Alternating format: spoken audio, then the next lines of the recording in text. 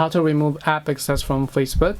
Hi everyone, welcome back to our channel. In today's video I'll simply guide you through the steps on how you can remove your app access from Facebook, so make sure to watch the video till the end.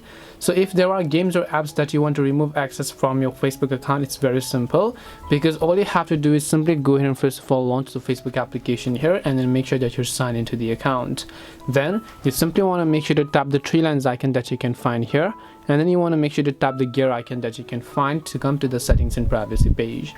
Once you're under settings and privacy, you just want to actually scroll and then look for this option called apps and websites under your information, and once you find it, you want to make sure to just tap on apps and websites, and under it you'll be able to see all of the applications that was linked to your Facebook account or created an account using your Facebook account. So if you'd like to remove a specific app access, you just want to make sure to go ahead and select that specific app here, and then just select this option called remove. Tap on the remove button, and then Facebook will successfully remove that application to have its access. And this way you can remove app access from Facebook. Hope this video was helpful, and if it did help you, make sure to leave a like and subscribe to the channel. If you have any questions, feel free to leave them down. Thank you for watching and see you in the next video.